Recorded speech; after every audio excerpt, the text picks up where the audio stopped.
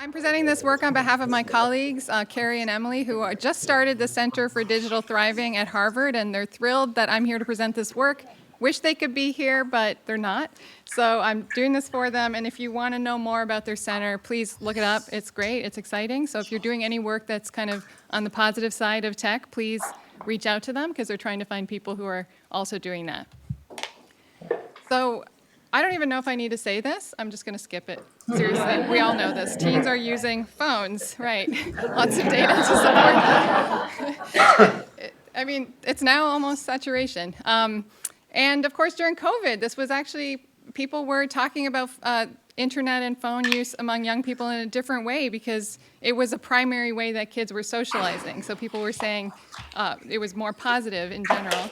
And they needed it for school too. So it was just a little flip on what the usual dialogue has been, because there's been a lot of research on concerns that people have over technology use in young people and potential well-being implications. And this can go anything from distraction, disruption, not studying enough, bullying, antisocial behavior, all of the things we're worried about in young people and their development. But research finds that teens actually use phones more prosocially than antisocially. And although we don't hear this as a headline, social media use in teens is associated with actually increased empathy a year later. So it has potential, at least, even though of course there are issues that come up with young people when they use technology. But a lot of teens are actually using it well. And so we're really interested in understanding those teens a little bit better and seeing if we can also increase positive tech use in teens. So we created a scale. We created and validated a scale called the Mindful Tech Use Scale for teens. And what we're trying to do is focus on these positive uses that some teens are already doing. And you'll see, we find this kind of, because of the way we designed the scale, it's a little bit, we see sort of the good and the bad, the little preview. But we are trying to really amplify the tech use that looks both at teens' well-being, but also at supportive, positive relationships and prosocial behaviors. So we developed a list of initial items by reviewing the literature on mindfulness, digital engagement, empathy, and prosocial behavior. And this is important here because we did start with this lit review. And the scales that currently exist on teens' digital engagement take sort of a certain stance. And so those items were in our scale, and you're going to see that kind of permeates the outcomes. So our future work, we're hoping to maybe think more positively and actually develop more on the positive side of items. Although some of them were there and they didn't come out, you'll see through the process. We then conducted a readability assessment using tools to determine grade level and reading ease, and we made some edits here at this point. We needed them to the items to actually work for teens. So we actually talked to teens as well using a think aloud protocol. We listened to teens item by item. They would just read out the item and then tell us what they were thinking and why they didn't like it, and we listened to them and changed the items and still made sure that they were readable. And this is also a very technical paper. It's a little bit funny to be Liz's talk was amazing and really cool, but this one's going to be very technical. But anyway, so we then did a survey that was 2 waves, and we ended up with 44 items after starting with 57 through this process. We used Qualtrics survey panel to help us with recruitment. That was really nice. And we had 2 weeks in between the survey waves. And we then conducted exploratory and confirmatory factor analysis, and I'm going to present some reliability and validity statistics today so you can see what we came up with as our first version of this scale. And at the end of the talk, you can download, there's a QR code for you to download the scale. Our draft paper should be ready by the end of the month. We're just working on it right now. So we had an online survey with 692 teens. You can see the statistics, the demographic statistics there. They first responded to 44 items for the Mindful Tech Use Scale, and then completed a number of other validated scales at that time, and then some scales 2 weeks later, not all of them. Here's a flavor of some of the other scales we included. So standardized measures of mindfulness, intrapersonal measures like mental health, body connection, adolescent sleep hygiene, which measures bad sleep practices, and then some interpersonal measures like empathy and also measures that are related to media and technology use, like anxiety dependence on media tech, appearance-related social media consciousness, and also their self-reported screen time. So this is all self-reported. We didn't have any objective measures, and that's a place we want to go in the future as well.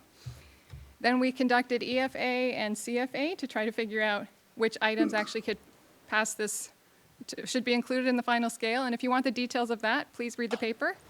And then we examined reliability and validity on the full sample. So overall, we have a 17-item scale that can be collapsed into an overarching scale, which one part reverse-coded. And you can see there are two more harmful subscales. That's the mindless use or the unhealthy use of, and I'll define these in a moment. And then there are two more positive and other, we call it other benefiting subscales, and that's empathic usage and civic usage.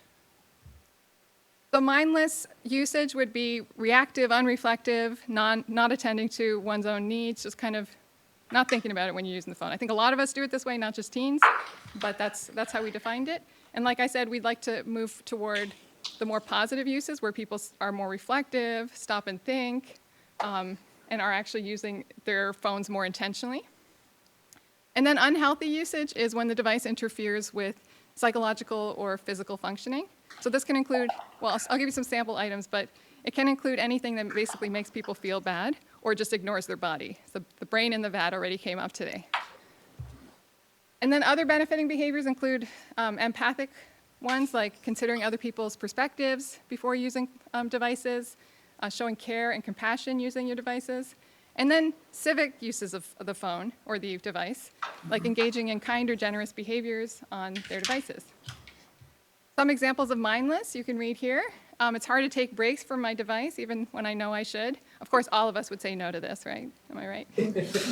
Long periods of time go by when I'm just on my phone without realizing. And then there's unhealthy uses. I use my device even when I know it will make me feel worse. And I compare my value to people on social media. There's a few other items which you will see at the end that you can review. And then there are also these more positive, other benefiting behaviors. Before I post something online, I stop to think about how my words might affect others. Or I often feel compassion for people who I see and talk to online. And young people also sometimes reported using their devices for civic purposes. For example, making online donations, giving away their time in some way online, or speaking about causes they care about. Overall, just as we've seen in previous work, young people are reporting that they use their devices for more positive things, for other benefiting behaviors, more than self-defeating behaviors.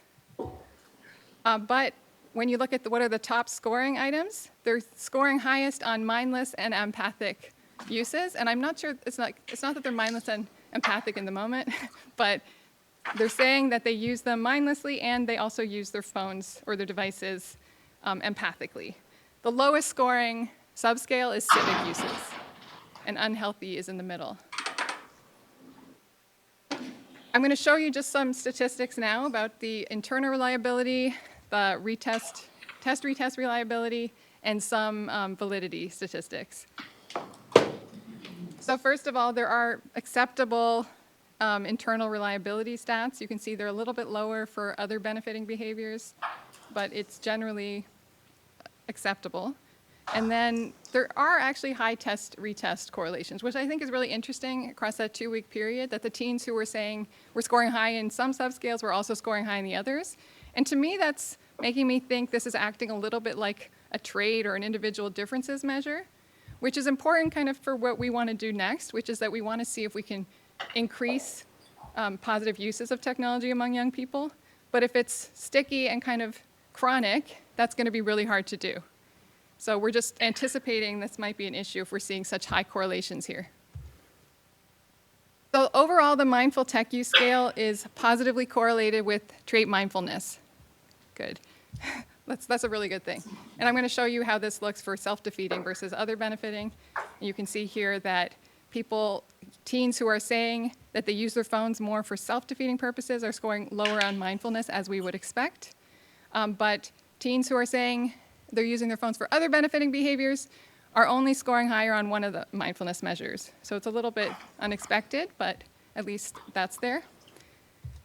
For intrapersonal measures, I'll show you self-control and mental health, and you can see we have way more measures. I didn't want to overwhelm you. The paper will maybe overwhelm you, but for now, I'm just trying to give you some big picture results. So again, teens who are scoring higher on mindful tech use are saying they have more self-control and better mental health. Again, this is what we would expect. Those who are scoring higher on self-defeating behaviors are saying they have less mental health and less self-control. And you can see a little bit, there's more self-control for those who say they do other benefiting behaviors on their devices, and there isn't a mental health relationship. For empathy, where are we at? No, sorry, we're at mind-body connection. And you can see that people who have more mind-body connection are overall using their phones in mindful ways.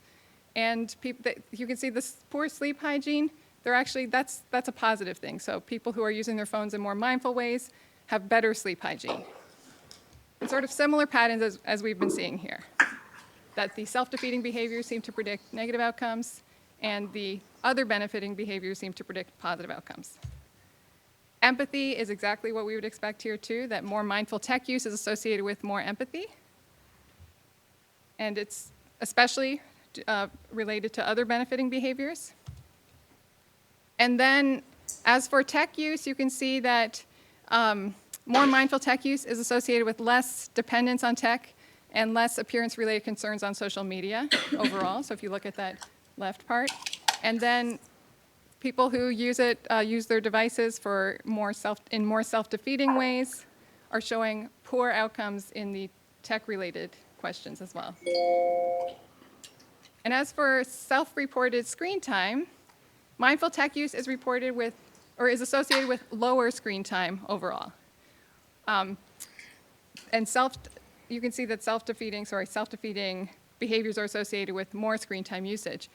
Now, we paid attention to this because we're interested in more than just screen time. And in our final paper, we're controlling for screen time on all analyses for all outcomes, and we're finding no differences. So our results that we're reporting in terms of validity stay similar even when we control for screen time. You can also see that teens who are saying they use their devices more mindfully are saying that their parents are also using their devices more positively, or less, I should say. So you can see that there might be some relationship between what their parents are doing and what they're doing. So that's it. That was a lot. You can download the slides. I can give you the slides. But just overall, we're just at the beginning stages where we're trying to develop this. I think it's a longer-term project. We're trying to develop positive ways to measure and capture what teens are doing well, and to learn from teens, the teens who are thriving, so that we can have the teens, what we learn from them can be used to teach other teens to use these devices well. And we're focused on teens specifically, but I think we can actually learn from teens about how we can use our devices better as well. In fact, they're digital natives, and most of us in the room are not. And so we can actually learn from the people who have more experience than us. And so overall, we followed a rigorous scale development process in a large and diverse sample of teens. And we have some initial evidence for reliability and validity, but we'd like to look at behavioral outcomes and other samples. And we'd like to look at more positive mindfulness outcomes and physical health outcomes. For example, teens using their phones to track exercise behaviors and other types of positive physical or mental health type apps. So it's more of the positive usages that teens have. And then, as I said, we would like to try to figure out how can we learn from teens to actually teach them and ourselves how to have more thriving when we use our devices. I just want to thank our funders, and also you can contact Carrie and Emily if you'd like. They'd be really thrilled to hear from you. And you can download the scale right there.